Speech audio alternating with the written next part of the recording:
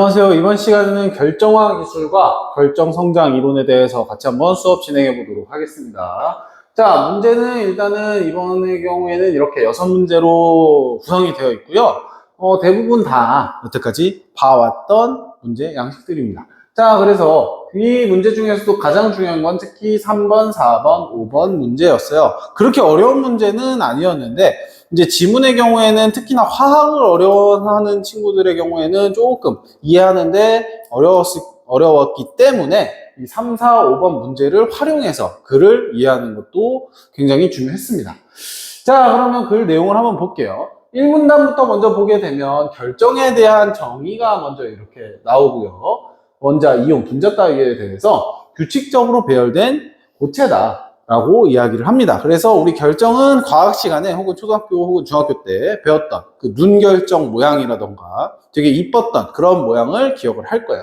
그러면 이제 이걸 만드는 기술이 있는데 결정화 기술이라고 부르고요. 금속 용융 상태일 때와 또 혼합물 용액에서 또 원하는 용질을 결정으로 얻어내는 기술들을 이야기를 합니다. 그러면 이 글에서는 이미 글을 봐서 알겠지만 이 금속 용융 상태보다는 혼합물 용액에 관련해서는 조금 더 자세하게 설명을 하고 있어요. 자, 그러면 1번이라고 선생님이 임의로 얘기를 했습니다. 왜? 그래서는 이제 혼합물 용액 얘기만 나오지만 이 두 가지 방법 중에 첫 번째로 혼합물 용액에 관련해서 이야기를 하는 거예요. 그러면 혼합물 용액 같은 경우에는 용해도 변화에 따라서 이 결정화를 하는데 방법이 나뉜다라고 이야기를 해요. 그래서 방법은 냉각하는 방법, 이 글에서 나와 있듯이 온도를 확 낮춘다던가, 그리고 반용매라는 걸 집어넣는다던가, 그리고 증발시켜서 결정을 얻는다던가 하는 방법들이 있다라고 이야기를 하고 있어요. 자, 일단은 이 문단에서는 먼저 이 용해도와 관련된 얘기를 당연히 해야겠죠. 자, 용해도 같은 경우에는 용질이 용매에 용해되는 양의 한도라 그래서 여러분들 수학 시간에 배웠을지 모르겠어요. 뭐 예전에 소금물을 뭐 100g이 있을 때 뭐 소금을 몇을 넣었을 때 막 이런 거 했었잖아. 농도 구하고. 그런 거 생각하면 이해하기 편했겠죠. 그래서 포화 상태에서의 용질의 농도에 대해서 언급을 하고요. 포화 상태가 또 뭔지도 이야기를 해줘요. 특정 온도에 따라서 여기에서는 이 용해도가 얼만큼 정해져 있다라고 얘기를 하는 거죠.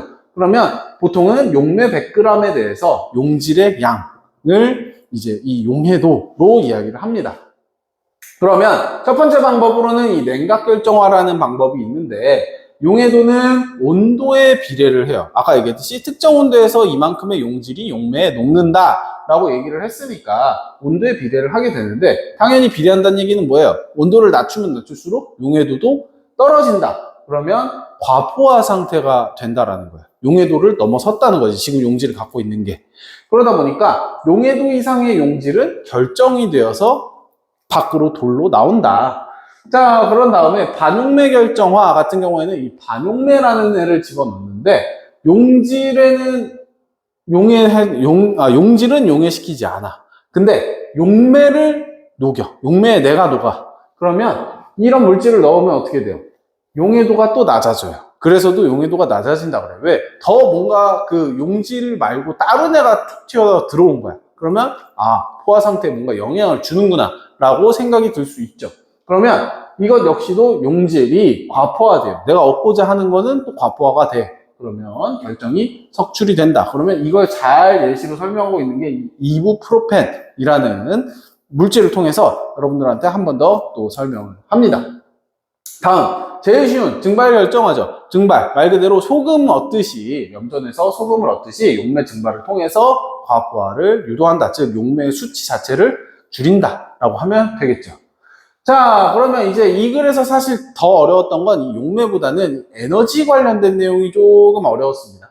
보게 되면 결정의 성장과 관련해서, 그러니까 우리가 결정을 많이 얻고 싶으니까 지금 이 얘기를 하고 있는 거잖아요. 그러면 이 결정의 성장과 관련된 에너지를 통해서 우리가 이걸 더 쉽게 얻을 수 있는 원리 혹은 더 크게 얻을 수 있는 원리 같은 거를 설명을 하겠죠. 그러면 일단은 결정을 구형으로 간주를 해요. 우리가 얻고자 하는 결정은 구형이다 라고 했을 때 먼저 이 삼각형 GV 같은 경우에는 고체 부피당 에너지 변화를 이야기한대요. 에너지의 변화량, 그걸 보통 세모로 표시를 하니까요. 그러면 9의 부피 곱하기 GV 세모 값을 통해서 이 고체의 부피당 에너지를 얻을 수가 있다. 그러면 얘는 보통 음의 값을 가진다라고 이야기를 해요. 그러고 나서 반지름이 커지면 커질수록 음의 값이니까 원래 같으면 반비례라고 해야겠지만 지금 요거 같은 경우에는 절대값을 언급하고 있다. 그러면 당연히 반지름이 커지면 커질수록 부피라고 했으니까 절대값이 커진다라고 설명을 먼저 합니다. 그러면 기억해야 되는 게 뭐예요? 일단 얘 같은 경우에 먼저 음의 값 그리고 절대값을 이야기하는 거구나. 그리고 부피 관련된 얘기구나 라는 것 정도는 기억하면 좋고 아니면 체크하면 되겠죠. 선생님 같은 경우에는 이거를 미세모로 했었어요. 자, 다음에 자, 그러면 이제 부피 말고 표면 관련된 얘기를 하는데 우리 계면 활성제라는 얘기 많이 들어봤을 거예요. 그러면 그 계면이 저거구나. 표면에 새롭게 생기는 고체와 액체 간의 경계가 생기는데 이때 에너지가 발생하는구나. 그러면 이번에는 세모 GS예요. S 같은 경우에는 뭐다? 표면 에너지 변화다. 약간 V, 부피 에너지 변화였다. 그러면 얘 같은 경우에는 9의 표면적 곱하기 이 삼각형 GS를 곱하면 값을 얻을 수 있는데 이 값은 양의 값이고 반지름이 커지면 커질수록 당연히 얘 같은 경우에는 값이 커진다. 왜? 표면적에 비례한다 라고 이해할 수 있겠죠. 그러면 표면적을 작게 하는 것이 더 안정한 상태니까 우리가 원하는 건 불안정 상태가 된다라는 식으로 그래서는 설명을 하고 있습니다. 그러면 이 친구는 또 양의 값이고 그러다 보니까 절대값을 얘기하지 않는구나. 그리고 표면에서 관련해서 에너지가 연관이 있구나 라는 거 이제 체크해놔야겠죠. 자, 그러면 이제 그 다음에 나오는 건 전체 에너지 변화인데 이번에는 T로 되어 있어요. GT 아마 토탈이지 않을까 싶어요. 그러면 부피 에너지 변화 더하기 표면 에너지 변화를 더한 값이다. 그러면 이게 전체 에너지 변화다. 근데 우리 아까 기억했던 것 중에 하나가 뭐예요? 얘는 음의 값, 얘는 양의 값. 그러니까 둘이 더하면 뭐 차이가 조금 생길 수도 있다. 자, 다음에 그래서 G 토탈 값은 입자 반지름이 커지면 커질수록 양의 값에서 점점 늘어났다가 최대값을 지난 이후에 점차 감소하고 그 이후에는 음의 값까지 내려가며 계속 감소한다라고 이야기를 해요.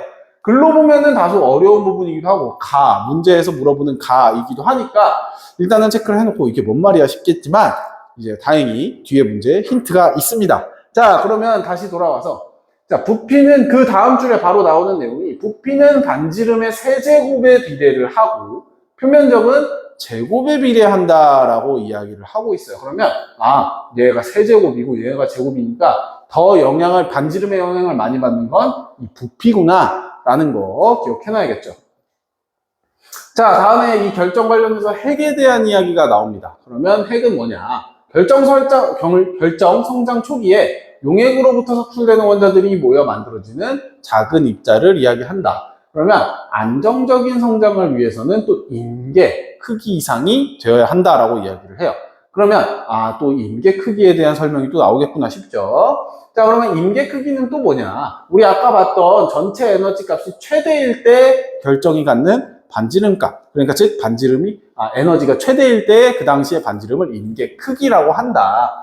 자, 그러면 결정 입자가 재용해 하는 과정도 에너지가 소요되고 더 감소하고 그리고 결정 입자가 또 커지는 것도 에너지가 감소를 해요. 그럼 결국에 뭐야? 둘 다 감소하는 방향이 된다는 거지. 그러면 에너지 감소는 또 두 경우로 진행이 된다라고 이야기를 하고 있고요. 이유 같은 경우에는 어떤 개는 보다 높은 에너지 상태에서 더 낮은 에너지 상태로 자발적인 변화가 가능하다라고 이야기를 하는데 이거에 대해서는 또 구체적인 설명까지는 나와 있지 않기 때문에 이제 이 화학에 대해서 잘 모르는 친구들은 그냥 이런 정보가 있구나 정도는 확인해 놓고 넘어가면 된다. 굳이 이거 붙잡고 이게 뭔 말이야 할 필요까지는 없다는 얘기예요. 다음에 대체로 1, 2나노미터의 반지름을 갖고 대개 원자는 200개에서 300개로 형성이 된다라고 이야기를 하고 있습니다. 자, 그리고 마지막으로 엠브리오란 임계 크기보다 작은 입자, 우리 아까 얘기했던 이 결정의 반지름보다 작은 경우는 또 엠브리오라고 부른다라고 이야기를 해요. 자, 다음 마지막 오문단 같은 경우에는 우리 여태까지 그 액체에 관련된 얘기라고 보면 돼요. 그렇다면 이번엔 또 뭐다? 금속 용융 상태. 물론 얘도 액체지만 그 우리가 보통 생각하는 증발이나 이런 것과는 별개로 금속이 녹아있는 상태, 고온에서 액체상인 상태를 다시 굳혔을 때 그 녹는장 아래에서 응고시켜서 석출되는 거를 이 금속 용융 상태라고 하고요. 우리 아까 1번이라고 했던 것과 별개로 이번엔 2번 방법이 됩니다. 결정을 하는 두 번째 가치수.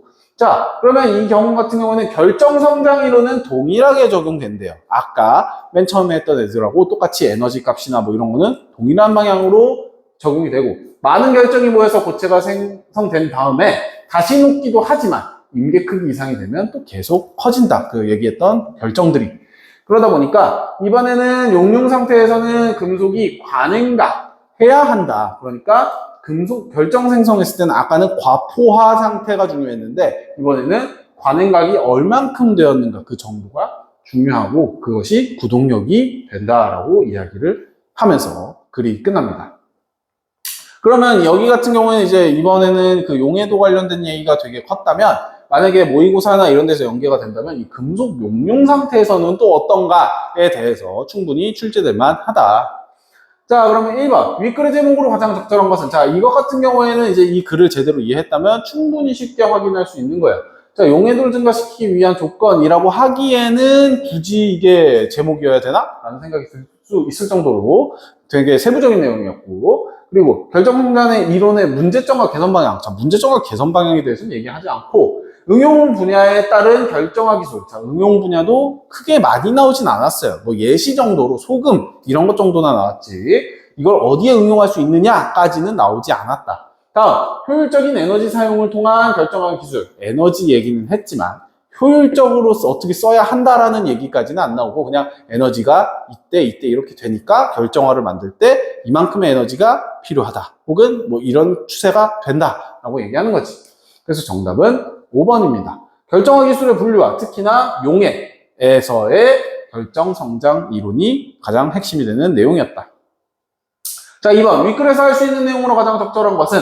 자, 2번 같은 경우에는 이제 보게 되면은 세부 내용 일치 문제죠.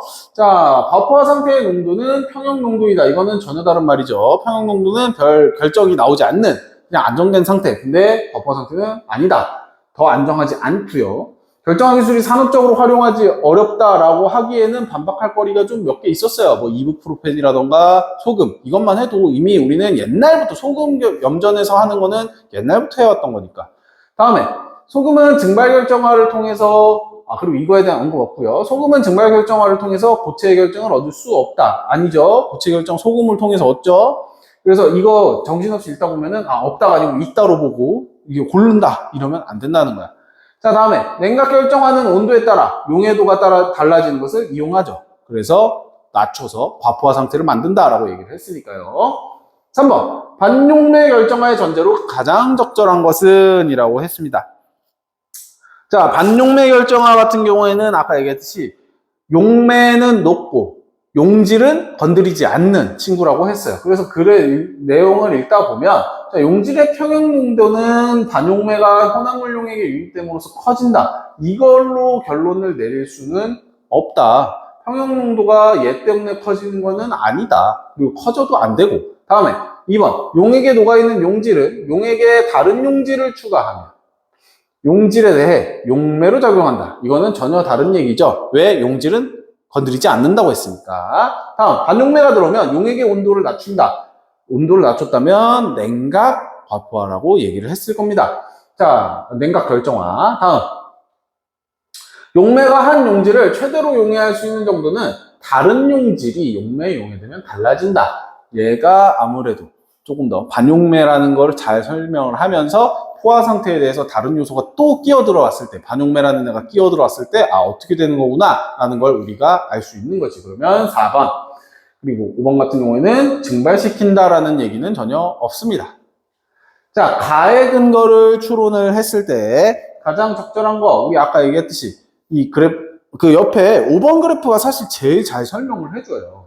이 5번 그래프가 4번에 있는 그 가의 얘기를 제일 잘 설명해 줍니다. 어떻게? 이렇게 증가하다가 점점 감소해서 마이너스까지 뚫고 내려간다. 근데 계속된다. 라고 얘기하는 거. 그래서 보면 가의 근거를 추론했을 때 가장 적절한 것을 봤을 때 자, 힌트는 여러 가지가 제시가 됐어요. 뭐? 에너지의 합, 전체 에너지 합, 그리고 뭐 부피 에너지, 표면 에너지에 관련된 얘기가 있었습니다. 그리고 가장 중요한 게 또 하나 있었죠. 뭐였죠? 세제곱과 제곱에 대한 얘기. 그리고 아까 얘기했듯이 음의 값, 양의 값까지 고려를 하게 된다면 결론을 쉽게 찾을 수 있다. 자, 그래서 보게 되면요. 자, 어떤 얘기했어요? 가해진 거를 추론했을 때 가장 적절한 거라고 한다면 결국에 이걸 다 조합했을 때 전체 에너지의 합을 구할 때는 표면 에너지와 부피 에너지가 있는데 결국에는 어떻게 된다는 거야? 음의 에너지 값이 점차 반지름이 커지면 커질수록 세제곱에 비례한다고 했으니까 더 커지는 거구나 라는 결론이 되겠죠. 다 연결시키면 사실 그 얘기밖에 나올 게 없어요. 그래서 그걸 제일 잘 설명하는 게 자, 1번, 2번, 3번은 잘 읽어보면 그것과는 크게 관련이 없고요. 특히 3번 같은 경우에는 어렵게 쓰여 있지만 기하급수적으로 증가한다라는 말로 보기는 단순히 이것만으로는 설명을 할 수가 없다. 그렇다면 표면 얘기만 하고 있기 때문에 그냥 양의 값으로 쭉 가야 된다라는 얘기야. 그러면 얘는 틀린 거죠. 다음에 4번. 반지름에 따른 부피 변화율이 부의 표면적 변화율보다 더 급격하게 커진다. 이게 정확한 설명이죠. 왜? 부피 변화율은 음의 값이면서 세제곱에 비례한다고 했고 얘는 제곱에 비례한다고 했으니까 점점 얘가 영향을 더 크게 주는 거구나 라는 결론을 내리면 되겠습니다. 그래서 처음엔 증가하다가 어느 정도부터는 얘가 추월하는 지점부터는 이제 확 떨어지게 된다. 그러면 다시 보면 여기까지는 이제 그 부피 에너지가 점점 늘어나면서 여기서부터 이제 확 음의 값으로 꺾인다라고 설명을 하면 되겠죠. 자, 다음에 5번 같은 경우에는 여태까지 설명한 거 4번에서 이미 설명이 다 됐다고 생각을 해요. 그러면 여기가 가장 에너지가 클 때니까 이게 임계 크기구나 뭐 이런 식으로 물어보겠구나가 되는 거죠. 자, 그러면 보게 되면 1번 R1과 R2 사이의 크기를 갖는 입자 여기 사이에 있는 이 입자는 계속해서 안정적으로 성장하겠구나 라고 생각은 할 수 있죠. 왜? 여기까지는 그냥 계속 결정이 생겨난다라는 얘기예요. 자, 다음에 R1은 임계 크기에 해당하겠군. 아까 임계 크기가 그럼 뭐냐? 에너지가 가장 클 때 반지름이 얼마만큼 되느냐라는 거예요. 그러면 이제 얘가 제일 클 때라고 오해하면 안 된다는 거지. 자, 다음에 3번 R1보다 크기가 작은 입자는 엠브리오. 그래서 임계 크기보다 작은 애들은 엠브리오라고 부른다라고 얘기를 했으니까 3번도 맞고. 4번 R1보다 입자가 커짐에 따라 R1보다 입자가 커짐에 따라 입자의 표면 에너지 값은 감소하겠군. 자, R1보다 입자가 커짐에 따라서 여기와 여기에 따라서 입자의 표면 에너지의 값이 감소한다라고 이해할 수 있나요? 입자의 표면 에너지 값은 어떻게 된다고 그랬어? 계속 증가해요. 표면적이 늘어날수록 증가는 양의 값이라고 했으니까 계속 하는데 얘가 왜 음의 값으로 떨어진다고 했어? 부피 에너지 값이 세제곱이라서 얘를 추월하기 때문이다. 결국에 4번하고 5번은 연결된 문제예요. 그러다 보니까 정답은 4번이구나가 됩니다. 자, 다음에 5번. R2에서 입자 부피 에너지 변화와 표면 에너지 변화의 전태값은 같겠죠. 그래서 정답은 4번입니다. 다음 6번 같은 경우에 이거 조금 헷갈렸을 수 있어요. 근데 막상 보니까 어때? 다 뭔가 맞는 말인 것 같아. 그러니까 잘 보면 힌트가 명확하게 있는 선지가 하나 있습니다. 몇 번? 바로 3번이에요. 자, 어떤 일에 관계해서 참여했다라고 했을 때 걔가 참여했다라고 보면 너무 능동성이 강해져요. 그러니까 그거보다는 관련이라고 한다면 관계해서 연결될 수 있다라고 정도는 얘기할 수 있겠지만 참여했다라고 보기 힘들지. 그래서 이 관계해서 참여했다라는 말은 관여했다가 조금 더 정확한 말입니다. 그래서 정답은 3번이에요. 자, 그러면 결정 기술 관련해서는 여기까지 하도록 하겠습니다. 감사합니다.